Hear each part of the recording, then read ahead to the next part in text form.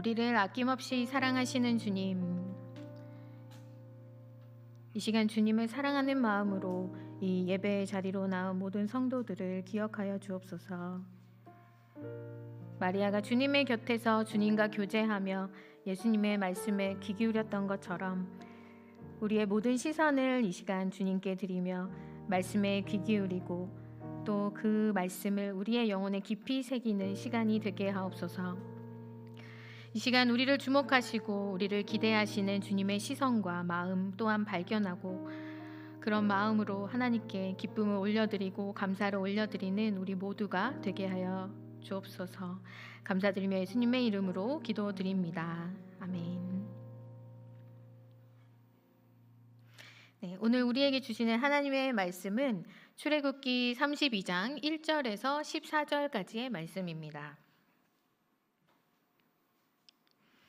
출애굽기 32장 1절에서 14절까지의 말씀을 함께 교독하도록 하겠습니다. 백성이 모세가 산에서 내려옴이 더딤을 보고 모여 백성이 아론에게 이르러 말하되 일어나라 우리를 위하여 우리를 인도할 신을 만들라.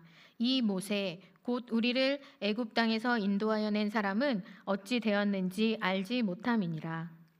아론이 그들에게 이르되 너희의 아내와 자녀의 귀에서 금고리를 빼어 내게로 가져오라. 모든 사람이 그 귀에서 금고리를 빼어 아론에게로 가져가매 아론이 그들의 손에서 금고리를 받아 부어서 조각칼로 새겨 송아지 형상을 만드니 그들이 말하되 이스라엘아 이는 너희를 애굽 땅에서 인도하여 낸 너희의 신이로다 하는지라. 아론이 보고 그 앞에 제단을 쌓고 이에 아론이 공포하여 이르되 내일은 여호와의 절이리니라 하니 이튿날에 그들이 일찍 일어나 번제를 드리며 화목제를 드리고 백성이 앉아서 먹고 마시며 일어나서 뛰놀더라. 여호와께서 모세에게 이르시되 너는 내려가라. 내가 애굽 땅에서 인도하여 낸 내 백성이 부패하였도다. 그들이 내가 그들에게 명령한 길을 속히 떠나 자기를 위하여 송아지를 부어 만들고 그것을 예배하며 그것에게 제물을 드리며 말하기를 이스라엘아 이는 너희를 애굽 땅에서 인도하여 낸 너희 신이라 하였도다. 여호와께서 또 모세에게 이르시되 내가 이 백성을 보니 목이 뻣뻣한 백성이로다. 그런즉 내가 하는 대로 두라. 내가 그들에게 진노하여 그들을 진멸하고 너를 큰 나라가 되게 하리라. 모세가 그의 하나님 여호와께 구하여 이르되 여호와여 어찌하여 그 큰 권능과 강한 손으로 애굽 땅에서 인도하여 내신 주의 백성에게 진노하시나이까. 어찌하여 애굽 사람들이 이르기를 여호와가 자기의 백성을 산에서 죽이고 지면에서 진멸하려는 악한 의도로 인도해 내었다고 말하게 하시려 하나이까. 주의 맹렬한 노를 그치시고 뜻을 돌이키사 주의 백성에게 그 화를 내리지 마옵소서. 주의 종 아브라함과 이삭과 이스라엘을 기억하소서. 주께서 그들을 위하여 주를 가리켜 맹세하여 이르시기를 내가 너희의 자손을 하늘의 별처럼 많게 하고 내가 허락한 이 온 땅을 너희의 자손에게 주어 영원한 기업이 되게 하리라 하셨나이다. 함께 읽겠습니다. 여호와께서 뜻을 돌이키사 말씀하신 화를 그 백성에게 내리지 아니하시니라. 아멘. 네. 오늘 저는 이 높은 뜻 덕수교회 강단에 처음으로 서게 되었습니다. 생각한 것보다 많이 떨리네요. 네. 네, 많이 떨리고 또 설레는 마음도 함께 있습니다. 저를 아마 오늘 처음 보신 분들도 있으실 것 같아요. 제가 올해 부임을 했기 때문에 또 거의 항상 높은 때에 있기 때문에 저를 처음 보셔서 이제 어색하실 수도 있으니까 그 아이스 브레이킹을 위해서 저희가 한번 인사를 좀 크게 한번 해보면 어떨까 이 생각을 합니다. 괜찮으실까요? 네. 그러면 제가 이렇게 손을 흔들면서 안녕하세요 할 건데 같이 해주시면 너무 좋을 것 같아요. 네. 반갑게 처음 뵙는 분들께 제가 공손히 인사한다는 느낌으로 네. 안녕하세요. 안녕하세요. 너무 감사합니다. 이렇게 다 해주실 줄은 몰랐어요. 네. 너무 감사합니다. 제 소개를 잠시 하자면요. 저는 지난주에는 김은혜 전도사님께서 영유아부와 통합미취학부 담당하시는데 저는 그 아이들보다 한 단계 나이 있는 친구들 5세부터 7세까지 유치부를 담당하고 있는 이수연 목사라고 합니다. 매 주일 아이들과 이렇게 예배를 드리면서 제가 하는 생각들이 있는데요. 아이들과 예배 드리는 게 너무 재밌기도 한데 제 개인적으로는 그게 저에게 특권이라는 생각을 매주일 합니다. 왜냐하면 아이들이 예배할 땐 굉장히 자유롭거든요. 그래서 일단은 찬양할 때는 일어서서 저희가 몸을 막 움직이면서, 그리고 뒤에서 볼 때 그 아이들의 그 엉덩이 실룩실룩 하는 게 얼마나 귀여운지 몰라요. 그 아이들과 같이 저도 같이 율동하면서 때로는 막 쿵쾅거려서 아래층 예배하시는 분들이 건물 지진 난 거 아니냐고 막 이렇게 말씀하실 정도로 그렇게 자유롭게 아이들과 예배를 합니다. 지금 제가 여기서 굉장히 공손하게 이렇게 서서 말씀을 전하지만 아이들에게 말씀 전할 땐 제가 막 이렇게 돌아다니면서 말씀을 전하거든요. 질문 계속 던지면서 소통하면서 웃으면서 이렇게 예배하는 것이 마치 다윗이 하나님께 굉장히 자유롭게 예배했던 것처럼 그런 자유로운 예배를 드리는 것 같아서 저는 매일 그게 특권이라는 생각을 하고 있어요. 오늘 말씀을 준비하면서 제가 어떤 분들과 예배를 드리는가, 또 어떤 분들께 말씀을 전하는가를 생각했을 때, 이 시간이 정말 또 하나의 특권의 시간이 되겠다라는 생각을 했습니다. 왜냐하면 제가 저의 나이를 이렇게 방송에 나가니까 공개적으로 말씀드리지는 못하겠지만 여기 계신 대부분의 분들이 저보다는 연배가 비슷하거나 또는 더 있으신 분들이 있으세요. 그래서 저보다 인생의 경험도 많으시고 더 많은 세월을 살아가시면서 이제 많은 경험을 가지고 계시는 분들. 근데 뿐만 아니라 그 인생의 여정뿐만 아니라 신앙의 여정에서도 저보다 더 많이 하나님 앞에 더 하나님과 가까이 지내셨다가 계셨던, 또 가까이 많은 것들을 경험하신 그 신앙의 선배들과 제가 같이 예배 드린다라는 생각을 하니까 이 또한 참 특권이다라는 생각이 이제 들더라고요. 그런 마음으로 오늘 말씀을 준비했습니다. 오늘 하나님이 찾으시는 한 사람이라는 제목으로 말씀 나눌 건데 저와 여러분께 참 도전이 되는 그런 시간이 되었으면 좋겠고, 특히 저의 인생의 선배이시고 신앙의 선배이신 분들께 정말 하나님께서 강한 마음 주시는 시간 되었으면 좋겠습니다. 네, 난세의 영웅이라는 단어가 있어요. 들어보셨을 텐데요. 이 난세의 영웅이라는 것은 그냥 일상에서 평화로울 때는 전혀 두각을 나타내고 있지 않다가 어떤 어려운 상황이 딱 발생을 하면 짠 하고 나타나서 세상을 구하는 그런 사람을 난세의 영웅이라고 합니다. 현 시대에도 정말 영웅들이 있겠지만 우리 역사적으로 역사를 이렇게 기억해 보면 영웅들이 이렇게 탁탁탁 떠오르는 분들이 있으실 거예요. 혹시 생각나는 영웅들이 있으실까요? 네. 네, 저와 마음이 통하셨습니다. 지금 이순신. 네. 네, 오늘 제가 이순신 장군에 대해서 잠깐 이야기를 하려고 합니다. 이순신 장군 하면 또 딱 떠오르는 영화가 아마 이 명랑이지 않을까 싶어요. 이 영화가 2014년도에 이 대한민국을 강타하면서 모든 이 국민의 마음을 뜨겁게 했던 그런 영화이기도 합니다. 실제로 가장 많은 그 대한민국 국민들이 봤다고 하는 영화예요. 이 영화는 그 임진왜란 6년차 때 그 명랑 해전을 에피소드로 한 주제로 한 그런 영화입니다. 그런데 제가 이제 어디에서 이렇게 어떤 자료를 보다가 보니까 이순신 장군이 사실 이 해전만 한 것은 아니에요. 많은 전투를 했고 많은 전쟁에서 영웅의 모습을 보여줬는데 왜 명랑해전이냐, 이 소재를 왜 삼았느냐라는 거를 어디서 이렇게 자료를 봤는데요. 이 상황이 다른 이순신 장군이 전쟁을 했던 상황과는 전혀 다른 상황이었다고 합니다. 뭐냐면 첫째는 이순신 장군의 상황 자체가 너무 최악이었을 때 이 전쟁을 치른 거예요. 명랑해전을.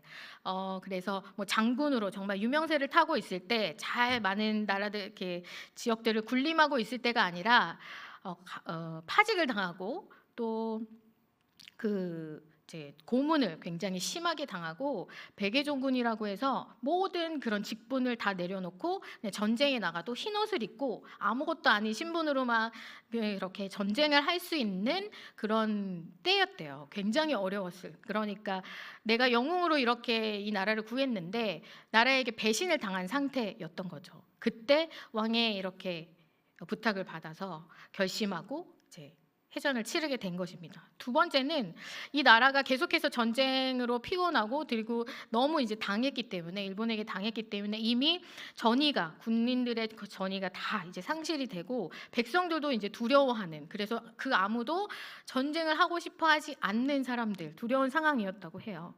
그리고 혹시 기억하실지 모르겠지만 이때 전력이 좋지가 않았습니다. 신에게는 몇 척의 배가 남아 있었죠? 네, 12척. 네, 맞습니다. 신에게는 12척밖에 남아있지 않아서 사실은 이 12척으로 나간다고 하니까 백성들도 또 군인들도 같이 나가기 싫어하는 거예요. 그리고 실제로 이 해전을 할 때 이순신 장군이 먼저 선두에 섰을 때 아무도 뒤따라가지 않았죠. 왜냐하면 죽을까 봐. 죽을 게 뻔하니까. 목숨 걸고 나가는 전쟁이라는 것이 뻔하니까. 하지만 결론은 어떻게 되었죠? 대승을 거두게 됩니다. 이때 이순신 장군이 명랑해전을 나가기 전에 병사들에게 이런 말을 했다고 합니다. 지금 두려워하는 그 병사들에게 이런 말을 했습니다. 한 사람이 길목을 잘 지키면 1000명도 두렵게 한다. 한 사람이 이 길목을 잘 지키면 1000명도 두렵게 한다. 그러니까 우리가 할 수 있다. 우리 한 사람이 여기 지키고 있으면 이 위기 아무것도 아니다라는 이런 용기를 막 준 것이죠. 그러니까 죽을 각오를 하고 나간 거예요. 내가 죽을 수도 있지만 내가 막으면 우리 백성들 다 우리가 구할 수 있다. 내가 그 한 사람이라고 생각하고 나가자. 이렇게 말을 한 겁니다. 참 멋있는 말인데 이런 각오로 자기의 목숨을 걸 수 있는 한 사람만 있다면 사실 우리가 어떤 위기를 가지고 있어도 이런 영웅 한 사람 때문에 저희가 잘 살 수 있을 것 같다는 그런 믿음이 듭니다. 오늘은 교회의 위기에 대해서 좀 이야기를 하고 싶어요. 영웅 얘기를 했으니까 어떤 위기가 있는가? 교회 위기, 교회가 위기이다, 기독교가 위기이다 이렇게 말을 하는 시대인데 잘 보이실지 모르겠습니다.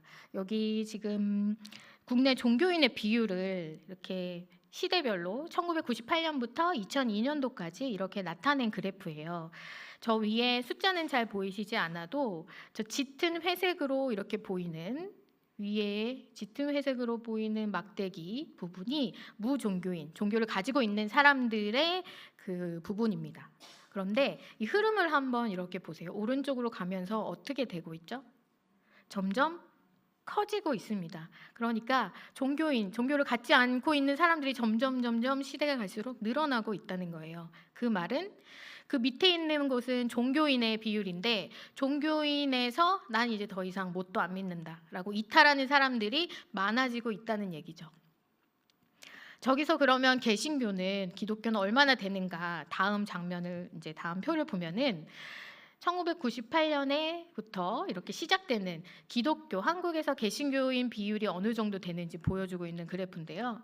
조금 상승하는 것 같아요.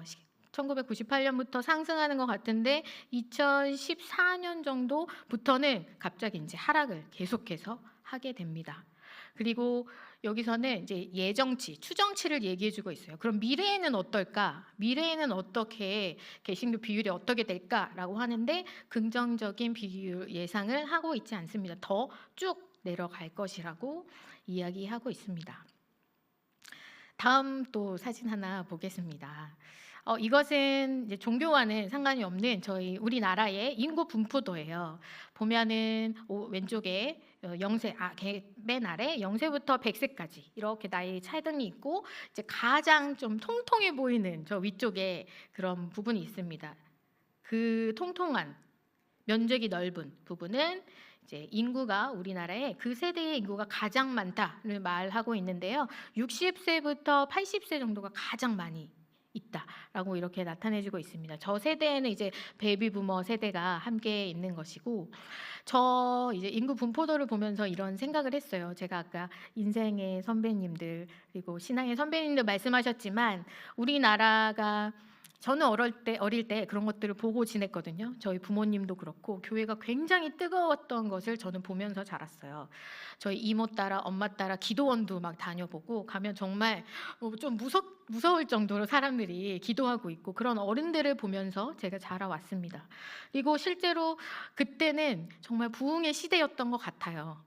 그런 부흥의 시대를 만들었던 분들이 아까 거기에 분포되어 있던 그 세대의 분들의 기도와 열정과 헌신과 하나님께 매달렸던 그것들의 응답으로 제가 어릴 때 그런 교회의 부흥을 누리지 않았는가, 이런 생각이 듭니다. 그래서 가슴이 참 뭉클하기도 하고 감사하기도 해요. 그런데 이제 기억 없어졌지만 이제 밑으로 갈수록 어떻게 되냐면요, 줄어들어요. 나이가 이제 적을수록 이제 사람이 없는 거죠. 인구가 줄어들고 있습니다. 그런데 저 마지막에 끝에 보이는 저 10세, 뭐 20세 정도의 저 기울기를, 저기가 좀 중요한 것 같아요. 만약 이렇게 직선으로 떨어지거나 이렇게 보인다면 늘어날 수도 있겠구나 예상할 수 있는데, 지금 안으로 이렇게 기울어져 있거든요. 그러면 시간이 이제 점점 10년, 20년, 30년 지나면서 더 인구가 줄어들겠다는 이야기입니다. 이 인구의 문제는 사실 국가적인 문제이기도 하고 저희 너무나 잘 알고 있죠.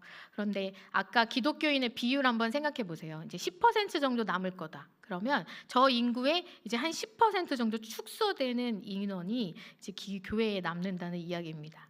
지금 여기 이렇게 모여 계시는데요. 한 10년, 20년, 30년 후에는 더 적은 인원이 이제 이 교회에 있게 되고 굉장히 많은 교회가 사라지지 않을까, 이런 생각을 하게 됩니다. 제가 교회의 위기에 대해서 말씀을 이렇게 많이 드렸어요. 그런데 생각을 해보면 진짜 이것이 교회의 위기라는 것, 미래가 어떻게 될 것이다라는 이런 예측이 이것이 가장 큰 위기일까라는 생각을 해보게 됩니다. 만약에 이런 위기인데 아무도 나설 사람이 없다면, 아까 말한 그 길목을 막을 수 있는 그 한 사람, 이런 사람이 아무도 없는 그 현실, 그런 것이 더 큰 위기가 아닐까, 이런 생각을 해보게 되었습니다. 오늘 이제 본문을 보면서 교회가 위기인 이 시대에 하나님의 마음은 어떠실지, 그리고 또 그 하나님의 마음을 보면서 우리는 무엇을 해야 할지 생각해보는 시간이 좀 되었으면 좋겠습니다. 오늘 본문의 이제 주인공은 모세인데요. 저희가 교회적으로 같이 이 모세의 본문 출애굽기 같이 이렇게 가고 있기 때문에 너무 설명하지 않아도 잘 알고 계실 거라고 믿어요.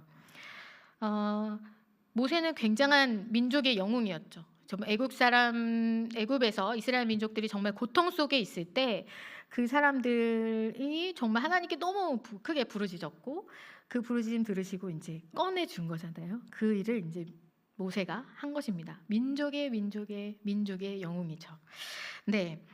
그런데 그렇게 하나님께서 인도해 주시고 홍해를 가르고 먹을 거 주시고 구름 기둥 불 기둥 여러 가지 보여주시면서 오지만 백성들의 그런 기본적인 태도가 어땠죠? 너무 감사하다, 기대된다, 그게 아니었습니다. 항상 불평하는 마음들이 있었어요. 시간이 얼마 지나지 않고는. 오늘의 본문은 이제 모세가 십계명을 받으러 시내산에 가는 여정을 이제 그리고 있습니다. 십계명을 받으러 시내산에 올라갔는데 우리 이 불평 많은 백성들은 어떻게 됐죠? 기다리지 못하고 신을 만들었습니다. 너무 불안하니까, 자기들이 그냥 자기들끼리 있는 것이 불안하니까 익숙한 신을 만들었죠. 그래서 금 가지고 있는 거 다 뽑아서 금송아지를 만들게 됩니다. 그리고 이 신이야말로 우리를 애굽에서 건져낸 신이야, 우리의 신이다라고 하면서 축제를 벌이면서 예배를 드리고 있는 장면이에요. 오늘의 본문입니다. 하나님께서 이제 그걸 아셨어요. 그래서 모세에게 말씀하십니다. 여호와께서 모세에게 너 지금 당장 내려가라. 지금 당장 내려가서 네가 애굽 땅에서 그 백성들 이렇게 데리고 나왔는데 그 백성들 지금 너무 부패했으니까 빨리 내려가라. 지금 그들이 송아지를 만들어서 이게 진짜 우리 신이야라고 말하면서 지금 이러고들 있다. 얼른 내려가. 이렇게 하셨어요. 하나님이 얼마나 화가 많이 나셨을까요? 그래서 이렇게 말씀하세요. 출애굽기 32장 10절에 보면은요. 그런즉 내가 하는 대로 그냥 놔둬. 지금부터 내가 할 것들은 그냥 놔둬라. 난 지금 굉장히 진노했고 나는 그들을 진멸시킬 거야 라고 이렇게 말씀하십니다. 근데 이 진멸이라는 단어가 그냥 내가 이 백성들 아주 혼쭐을 내줄 거야 이 정도의 단어가 아니에요. 진멸이라는 단어는 그냥 없애버리겠다, 그냥 쓸어버리겠다, 이런 굉장히 과격한 단어거든요. 더 이상 하나님께서 이 백성들을 참아주실 수 없는 겁니다. 이제 봐줄 수가 없는 것이죠. 이 부분을 보면서 하나님께서 이 교회를 바라보시면서, 교회의 위기를 바라보시면서, 기독교의 위기를 바라보시면서, 이 암담한 우리의 미래를 바라보시면서 어떤 생각을 하실까? 정말 진노하시지 않으실까? 이런 생각을 하게 됐습니다. 근데 한 가지 이제 주목해서 볼 것은요. 이거를 하나님께서 누구에게 말씀하셨느냐예요. 지금 보면 죄는 누가 지었냐면 이스라엘 백성들이 지었습니다. 그런데 지금 이 내용을 이야기하고 있는 것은 하나님이 모세에게 말씀하고 계세요. 모세는 어떤 사람이었죠? 하나님과 동행했던 사람이었습니다. 이 힘든 여정을 같이 하나님과 하는 사람, 하나님께 가장 가까이에 있는 사람, 하나님과 함께 꿈꾸고 이 이스라엘 백성들을 구해냈던 사람, 그리고 앞으로 구할 사람, 이런 사람이었던 거죠. 이 사람에게 하나님께서 자신의 뜻을 말씀하시는 거예요. 저는 이런 하나님의 뜻을 저희에게, 또 여기 계신 신앙의 선배님들께 말씀하실 거라고 믿습니다. 이 교회가 한때 정말 그리고 지금도 무릎 꿇고 하나님께 매달리면서 그 오랜 시간을 이 교회를, 이 한국 땅에 많은 부흥을 이렇게 만들어 왔던 세대에게 이런 마음을 나눠주실 거라고 생각이 들어요. 하나님께서 예레미야에게도 말씀하셨습니다. 예레미야 8장 13절에 보면 이렇게 나와 있습니다. 여호와의 말씀이니라 내가 그들을 진멸하리니 포도나무에 포도가 없고 무화과 나무에 무화과가 없고 잎사귀가 마를 것이고 내가 그들에게 준 것을 다 없애버린다. 하나님께서 예레미야에게도 진멸하시겠다고 말씀하세요. 그리고 내가 줬던 것도 다 없애버린다. 정말 화가 많이 나신 것 같습니다. 이때도 같습니다. 이스라엘 백성에게 말씀하시지 않고 예레미야에게 말씀하세요. 하나님을 위해서, 백성을 위해서 울어줄 수 있는 사람에게 지금 말씀하고 계시는 겁니다. 그런데 여러분 그거 아시나요? 지금 모세에게 또 예레미야에게 진멸하시겠다고 하나님 말씀하셨는데 하나님께서 진짜 진멸하시려고 말씀하셨을까요? 어떻게 생각하세요? 저는 아니라고 생각해요. 왜냐하면 만약에 진멸하실 거면 그냥 조용히 모세에 내려보내지 않고 그냥 싹 정리하시면 되지 않았을까 이 생각이 들거든요. 근데 하나님의 의도는 거기 있지 않겠구나라는 생각을 하게 됩니다. 제가 제 어렸을 때를 생각해 봤어요. 제 어렸을 때를 생각해 보면 제가 3남매인데 제가 첫째고 제 밑에 이제 남동생 그리고 여동생이 있습니다. 근데 저와 둘째는 너무 착했어요. 네. 그렇게 보이죠? 네. 너무 착했어요. 근데 막내가 정말 말썽을 너무 많이 피웠습니다. 어릴 때. 근데 제가 이렇게 당당하게 말할 수 있는 건 지금은 너무 착해졌기 때문에 이렇게 공개할 수 있는 건데요. 막내가 어렸을 때 얼마나 이제 큰 일들을 했냐면 여자인데도 뭐 학교 남자 짱하고 막 이렇게 붙어가지고 싸워서 이기고 막 이런 일들이 막 있었어요. 그래서 저희 부모님이 막 학교 불려가시고 막 이런 일들이 있었는데 그러면 이제 이런 말썽을 막 피우면 부모님께서 화를 막 저희 둘에게 저희 잘못 있나요? 저랑 남동생? 저희 둘 앞에서 그렇게 화를 내시는 거예요. 이놈의 지집에 한번 집에 들어오기만 해 어디 간 거야? 막 하면서 막 화를 내세요. 집에 들어오기만 해봐 하면서 너 짐을 다 싸가지고 밖으로 내보낼 거 내쫓을 거라고 막 하시면서 막 그런 말씀을 하시거나 또 이게 저만의 경험은 아닐 것 같습니다. 여기 자녀들 키우시면서 이런 것들 경험이 있으시죠? 없으신 것처럼 말씀하시는데 네, 뭐 다리 몽둥이를 분지를 거야 뭐 이렇게 어, 이렇게 말씀하세요. 그리고 어디 있는지 연락해봐 뭐 이렇게 하시죠. 그럼 이제 저랑 동생은 그 말을 듣고 자 저희는 어떻게 전달을 해야 될까요? 동생에게 야 너 이제 들어오면 짐 싸서 집을 나가야 될 상황이다라고 얘기를 할까요? 다리 몽둥이가 이제 부러질 예정이니까 각오하고 들어와라고 얘기하지는 않을 겁니다. 전화해서 너 미쳤니? 너 어디야? 빨리 들어와. 지금 엄마 아빠 너무너무 화났으니까 지금 당장 와서 싹싹 빌고 잘못했다고 빌어. 이렇게 저희가 전달하지 않겠어요? 하나님의 의도가 여기 있지 않았을까 저는 생각이 듭니다. 하나님께서 정말로 그들이 당장 죽일 거니까 죽을 각오하고 기다려. 이런 마음으로 지금 모세와 예레미야에게 말씀하셨다고 생각하지 않아요. 그들에게 말씀하셨던 이유는 지금 이런 상황이야. 더 위험하기 전에, 더 위기이기 전에 그들이 빨리 나에게로 돌아올 수 있도록 그들이 나에게 회개하고 돌이킬 수 있도록 어떤 수든 써봐 라고 이렇게 모세와 예레미야를 촉구하시는 그런 강구라고 생각이 듭니다. 그런데 이 이야기를 하나님 정작 죄를 진 사람들에게는 하나님의 백성에게는 말하지 않으세요. 왜냐하면 어차피 그들은 회개하지 못하니까 이미 멀리 떠나 있으니까. 그러니까 그런 사람들을 찾으시는 거예요. 하나님의 마음을 듣고 이 하나님의 마음에 있는 것들을 풀어줄 수 있는 사람들. 이것들을 하나님께 대신 구하고 대신 회개하고 대신 간구할 수 있는 사람들을 하나님께서 찾으시는 겁니다. 그런 사람들에게 지금 하나님의 어떤 기분인지를 표출하시는 거예요. 그리고 그 한 사람을 저는 오늘도 찾고 계신다고 생각합니다. 하나님께서 에스겔에게 이렇게 한탄을 하셨어요.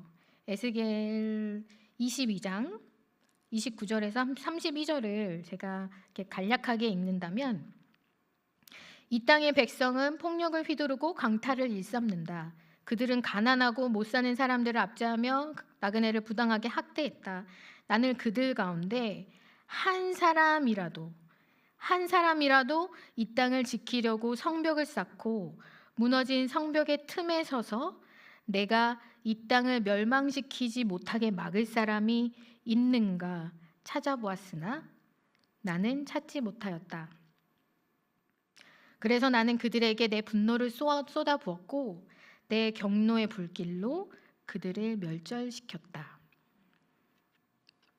에스겔서에 보면요, 하나님의 의도, 하나님의 정확한 마음, 이 멸절에 대한 마음, 어떻게 진행하실지에 대한 계획이 정확하게 들어 있습니다.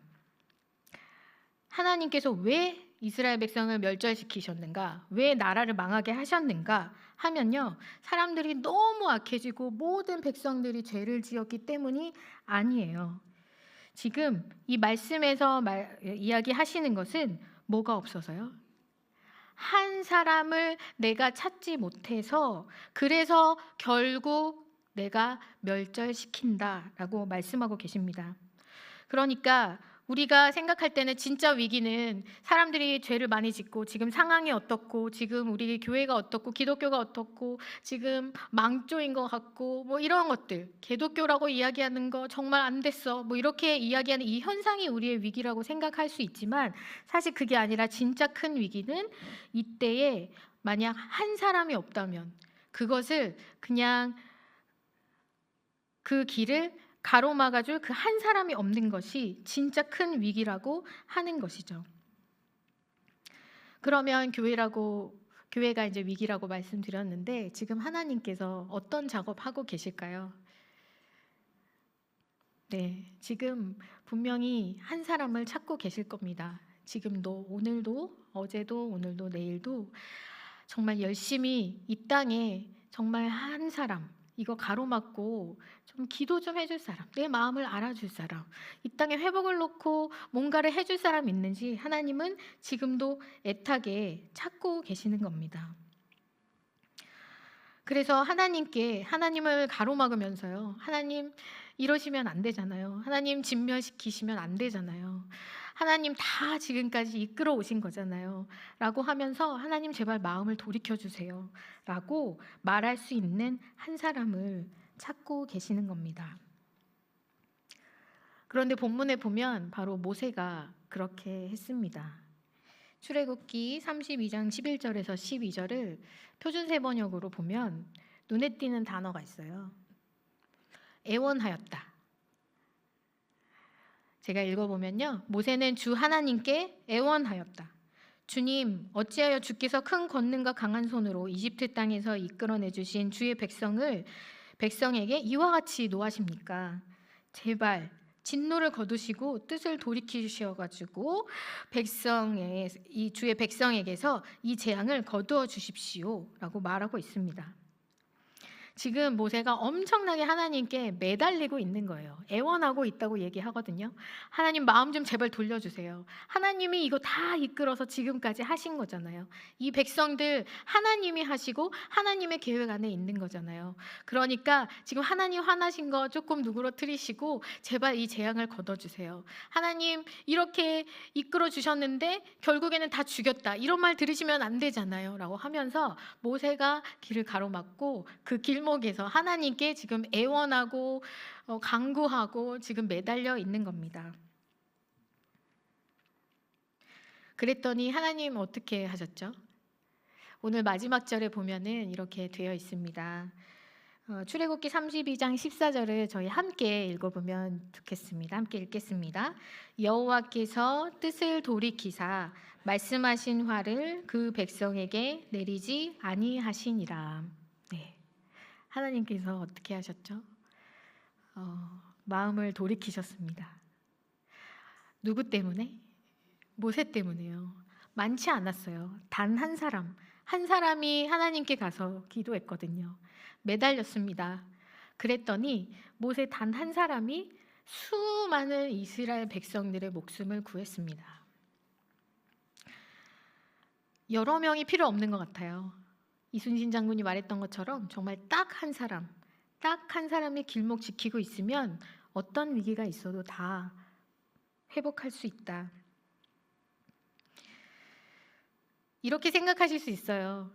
오늘 말씀의 제목이 하나님께서 찾으신 한 사람, 지금 찾고 계십니다 라고 말씀하시는데 마음속으로 지금 나의 상황이 그렇고, 예를 들면 이제는 나이가 너무 많이 들었고 기도할 힘도 없고 또는 뭐 기도할 시간도 없고 뭐도 없고 상황이 안 되고 이렇고 불가능할 것 같다. 그러니까 나 말고 정말 잘할 수 있는 사람도 하면 어떨까라고 하는 그런 마음이 혹시 마음에 드실 수도 있습니다.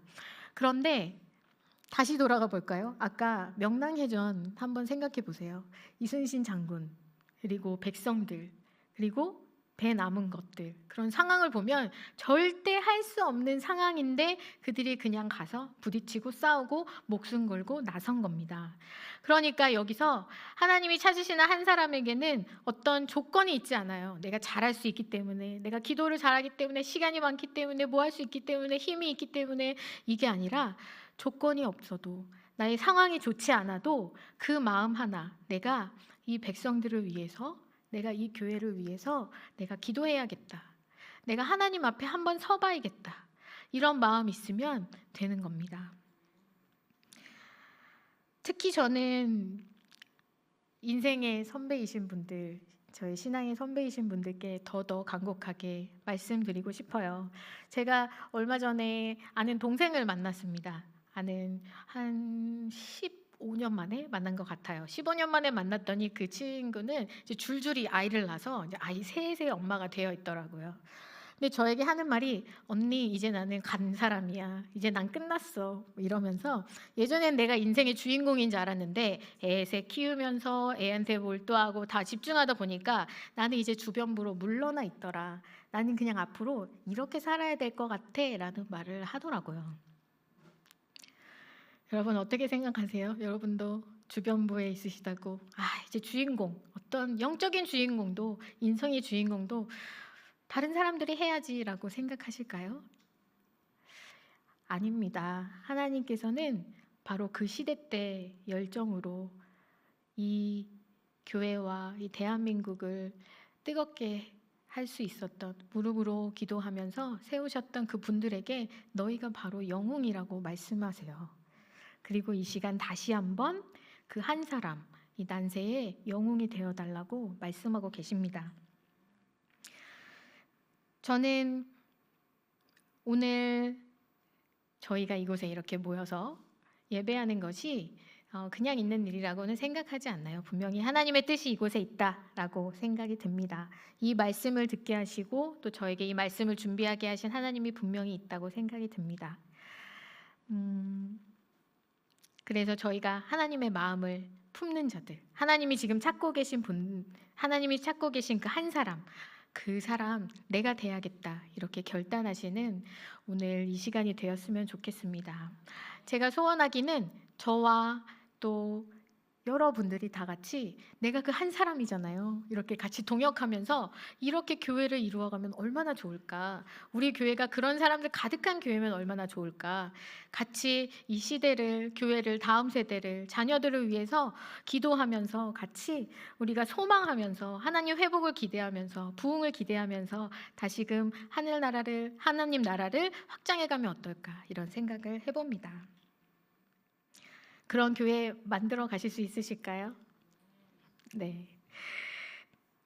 이 시간 함께 하나님 아버지의 마음 찬양하면서 오늘 말씀을 통해서 주셨던 마음들을 한번 생각해 보셨으면 좋겠습니다.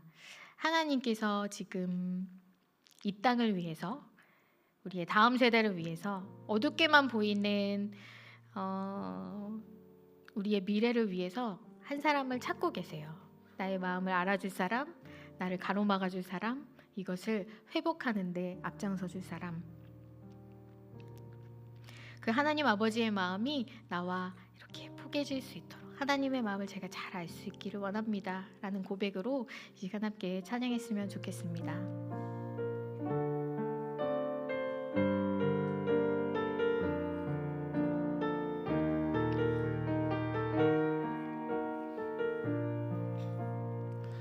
아버지 당신의 마음이 있는 곳에 나의 마음이 있기를 원해요.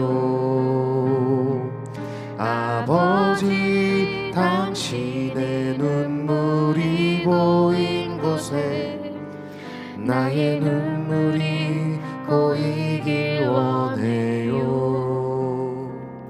아버지 당신이 바라보는 영혼에게 나의 두 눈이 향하길 원해요. 아버지 당신이 울고 있는 어두운 땅에 나의 두 발이 향하길 원해요. 나의 마음이 아버지의 마음 알아. 내 모든 뜻 아버지의 뜻이 될 수 있기를 나의 온몸이 아버지의 마음 알아. 내 모든 삶 당신의 삶 되기를. 다시 한번 찬양해 보겠습니다. 아버지 당신의 마음이 있는 곳에 나의 마음이 있기를 원해요. 아버지 당신의 눈물이 고인 곳에 나의 눈물이 고이길 원해요. 아버지 당신이 바라보는 영혼에게 나의 두 눈이 향하길 원해요. 아버지, 당신이 울고 있는 어두운 땅에 나의 두 발이 향하길 원해요. 나의 마음이 아버지의 마음 알아. 내 모든 뜻 아버지의 뜻이 될 수 있기를. 나의 온몸이 아버지의 마음 알아. 내 모든 삶 당신의 삶 되기를. 나의 마음이 아버지의 마음 알아. 내 모든 뜻 아버지의 뜻이 될 수 있기를. 나의 온몸이 아버지의 마음 알아. 내 모든 삶 당신의 삶 되기를. 이 시간 잠시 기도하겠습니다. 함께 기도하고 싶은데요. 오늘 말씀을 들으면서 분명히 각자에게 주신 하나님의 말씀과 또 깨달음이 있을 거라고 생각합니다. 이 세대에 대한 안타까움이든 그 한 사람에 대한 안타까움이든 하나님의 마음에 대한 안타까움이든 그 어떤 것이든 이 시간 하나님 앞에 우리의 마음을 드리면서 이 시간 잠시 함께 기도했으면 좋겠습니다. 함께 기도하겠습니다. 주님, 이 시간 하나님께서 하나님의 사람을 찾고 계신다는 것을 알게 되었습니다. 하나님께서 이 땅을 바라보시며 진노하시고 이 땅을 진멸하시고 싶은 마음이 있다고 말씀하시지만 사실은 이 땅의 교회가, 이 땅의 기독교가, 이 땅의 하나님의 사람들이 다시금 하나님의 마음을 알아서 이 위기와 어려움과 이 어두움을 다시금 회복시키기를 바라고 계신다는 하나님의 마음을 알게 되었습니다. 주님, 이 마음에 우리가 함께 동참하기를 원합니다. 주님의 마음을 붙잡고 주님의 눈물이 있는 곳과 주님의 마음이 있는 곳과 주님이 바라보고 계시는 그 영혼들을 우리가 함께 바라보면서 하나님의 마음으로 하나님을 가로막고 간구하며 기도하며 대신 회개하며 하나님 다시금 회복을 꿈꾸고 하나님의 마음을 되돌리기를 하나님 바랍니다. 주님, 이 땅이 창황폐합니다. 교회가 위기입니다. 우리에게 모든 힘을 잃었습니다. 많은 전 세대들이 이루어놓은 부흥과 그 뜨거움과 열정과 하나님을 향한 마음들과 그 모든 신뢰를 교회가 잃어버리고 이제는 우리가 다음 세대에 물려줄 것이 없습니다. 이 다음 세대들이 이 땅에서 신앙생활하는 것이, 하나님을 찾는 것이 너무 어렵게 되었습니다. 주님, 다시금 이 땅이 회복되어야 할 것 같습니다. 주님의 마음이 그렇게 안타까우신 것처럼 주님의 마음을 돌려주시고 이 땅에 다시금 회복을 허락하여 주시고 다시 우리가 마음을 기경하여 하나님께로 돌아가며 다시 이 땅에 하나님의 온전한 부흥이 일어나고 그래서 그렇게 어두웠던 그런 예측들이 벗어나고 이제는 소망을 가질 수 있는 우리가 될 수 있도록 도와주십시오. 그렇기 위해 우리를 사용하여 주십시오.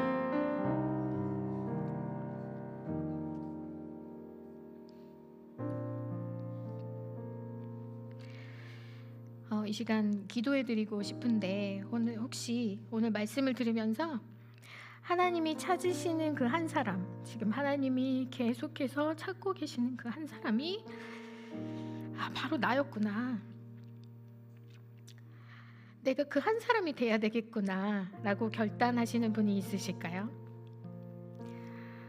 모세처럼 내가 하나님을 가로막고 이 교회의 위기와 우리 다음 세대들을 위해서 내가 멈춰 있을 수 없겠구나, 내가 애원하면서 하나님 앞에 간구해야 되겠구나, 이렇게 마음이 드시는 분들이 있다면 혹시 가능하시면 오른손을 들어주실 수 있으실까요? 하나님이 찾으시는 그 한 사람이 나구나. 그분들을 위해서 같이 기도해 드리고 싶습니다.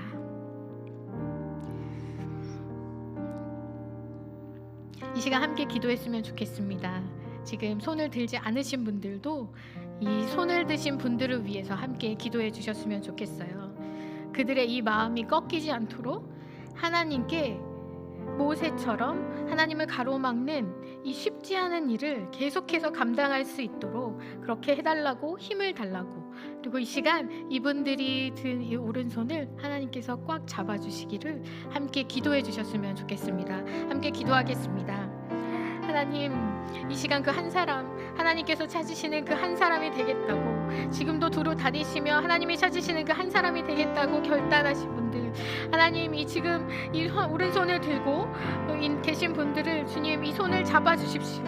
주님 이 손을 잡아주시고 이들의 마음이 꺾이지 않도록 주의 오른손으로 이들의 오른손을 잡아주십시오. 주님, 이 세대에 하나님이 찾고 계시는 그 한 분이 이분들이 되어서 이 한 사람 한 사람들 때문에 그 길목이 가로막히고 다시 회복이 되며 그 성벽이 다시 일어나며 그 틈새가 이어지는 일들이 이분들을 통해서 일어날 수 있도록 주님 도와주십시오. 이분들을 위해서 기도합니다. 이분들 정말 모든 상황이 되기 때문이 아니라 내가 목숨 걸고 하나님을 위해서 이 자리에 서겠습니다 결단하는 분들입니다. 주님, 이들의 손을 잡아주시고 이들과 동행하여 주십시오. 이 발걸음이 끊이지 않도록 주님께서 함께하여 주십시오.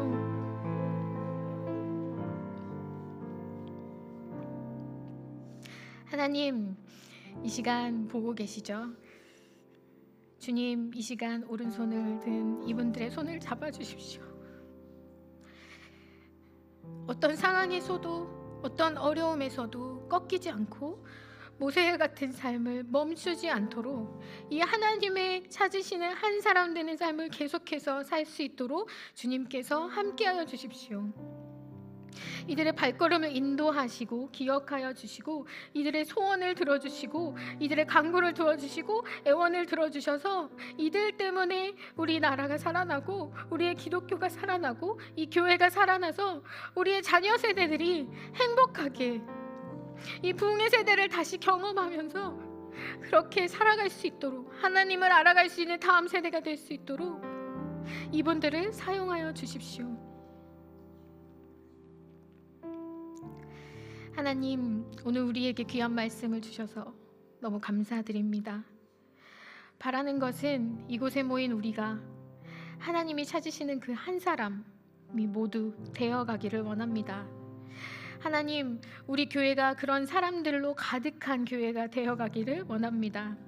하나님 마음을 품는 교회, 이 땅의 위기와 또 소망의 회복을 가지고 하나님을 가로막는 그 간구를 들고 하나님 앞에 설 수 있는 용기 있는 교회, 목숨을 내걸 수 있는 교회, 그렇게 하나님의 마음을 시원케 해드릴 수 있는 교회가 되게 하옵소서.